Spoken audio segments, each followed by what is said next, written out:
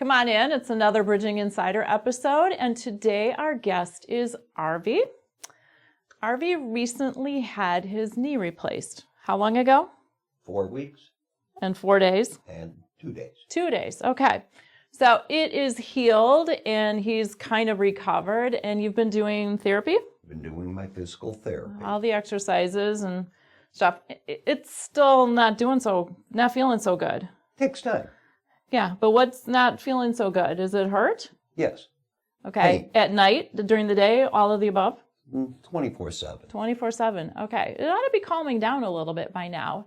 So that's why I asked him to come in and be a different take for all of you to see, one, kind of fresh after the surgery, after it's healed, but just also how we can help with the recovery process so that you can get more out of your exercises and get back to doing all the things you want to be doing, the reason why you had it replaced. Right.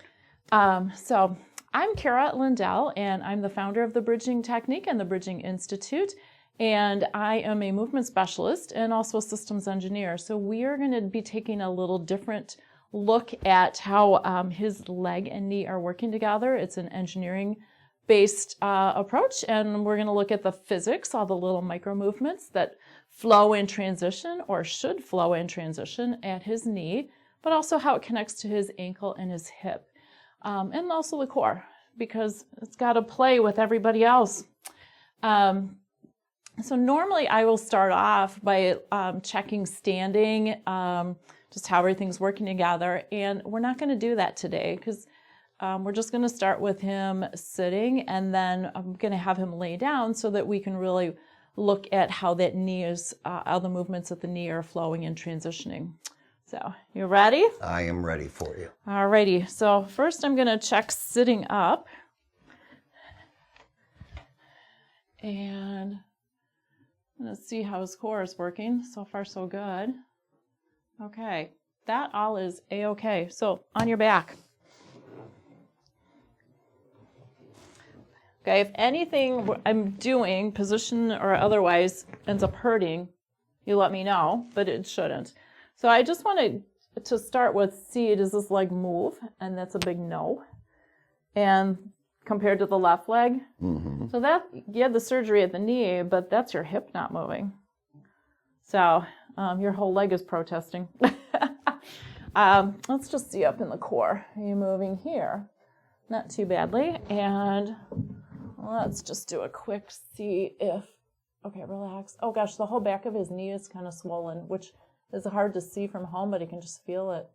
And that whole right side is not going to connect together. We'll check that later and see. Because it's just his overall ease of movement. Do the leg and the core work together and let you transition? Because a lot of what we do is turning, whether it's in the kitchen or out in the workshop or what have you. So I'm going to support this, and we're going to see how easily does his knee bend. Because with the support, I should be able to push from his foot and his knee should bend. And that's a big no. You're not trying to fight. No. Yeah. So it's not working so well, which is not a surprise. Right. So I'm going to grab a couple of these. So feel they're nice and squishy. Nothing hard. I'm going to just kind of give a little hug on both sides of the knee. All these muscles, they got cut, pulled apart. Think sawed, hammered, all kinds of good stuff happened here. And everybody's a little upset, and they need to calm down and start working together. How long had you been dealing with pain before the replacement? Years? Many. Oh, okay. Now your hip is starting to move. Yay. The thing that it seems like swelling is probably what's bothering you quite a bit now. Right. Yeah. So hopefully by getting all the little, what we're able to do is get all the teeny little movements through the whole area. And below is actually kind of the tightest, believe it or not. So that keeps the knee from coordinating with the ankle. So I'm going to come around a little bit, and I'm I'm going to support the ankle so that we can connect knee and ankle a little bit better.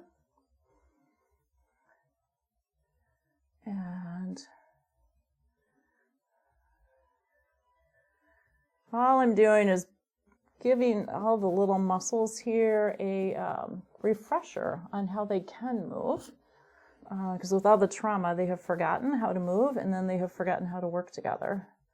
And with all the exercises you're doing, you're able to get the big muscles in the thigh and the calf to start working together, which helps a little bit. But we need all these guys around the knee to start working together.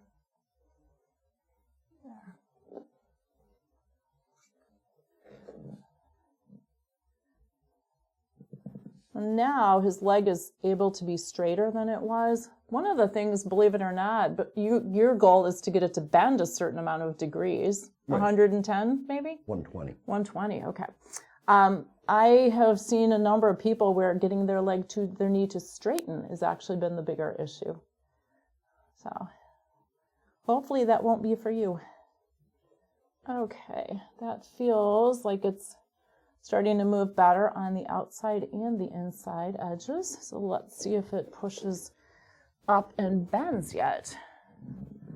A little bit. So I'm going to move this support down. You okay with that? And I'm going to support underneath and see if we... It's interesting because the back needs to work with the front. And even though the back didn't get cut up and moved around, it's that the communication between the front and the back got messed up. There we go. That's a whole lot better. So we wanted to play.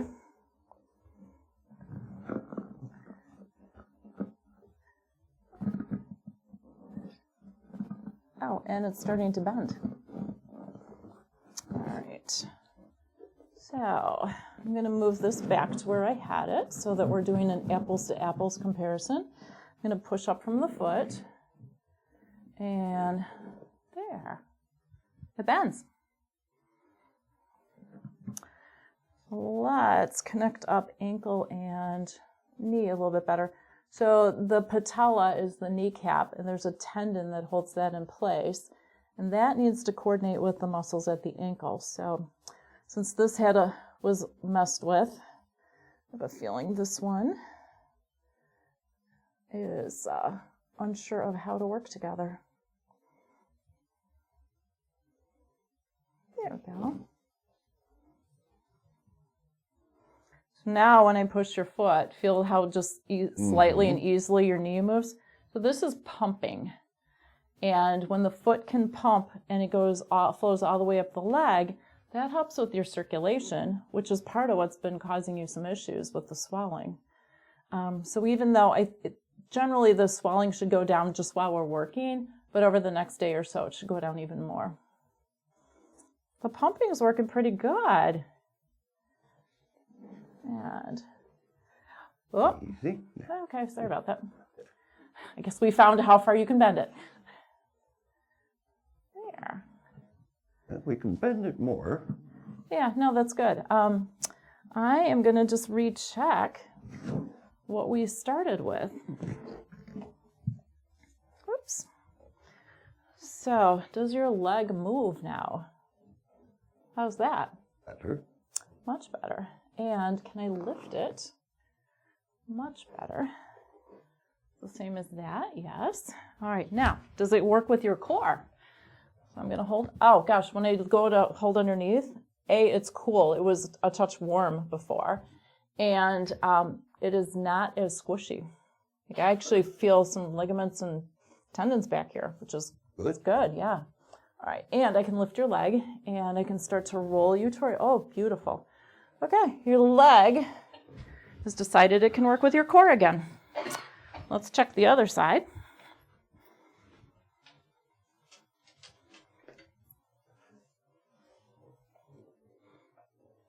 They kind of match. That's a good thing. That's a good thing. So tell you what, sit up. And And spin around. They did a really nice job, and it's healed really well. The scar is not so Frankensteinish. So, yeah, it's very good. Okay, so I'm just going to check, make sure that core is good. And I didn't check this earlier, but stand up. Okay, so how would that feel just putting weight on? Okay, let's make sure that you're nice and stable. So there we go. Just got to practice this a little bit.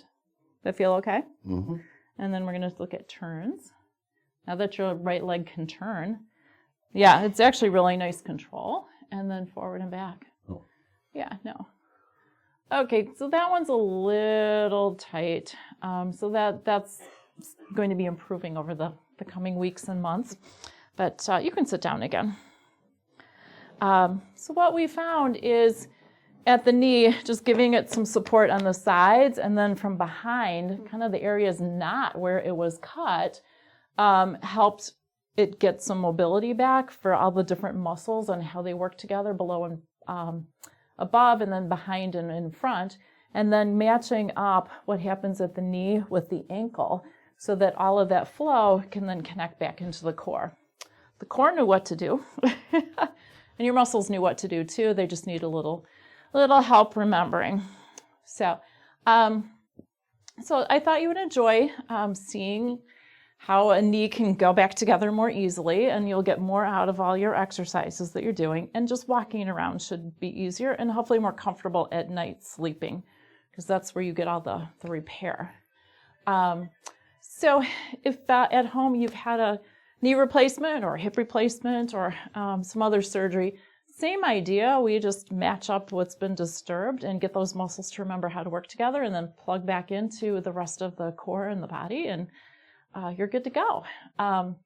Love to have you come back in a month or two, depending on how you're doing with your exercises. There's a whole nother layer of you on your stomach on how that knee connects from your foot to your hip. That it's too fresh to even look at that right now. So if you're interested in learning the bridging technique, there's a link to our website in the show notes. Give us a like and subscribe to the channel so that you get the latest episodes as they come out. Thank you, and thank you for being here. Thank you, dear.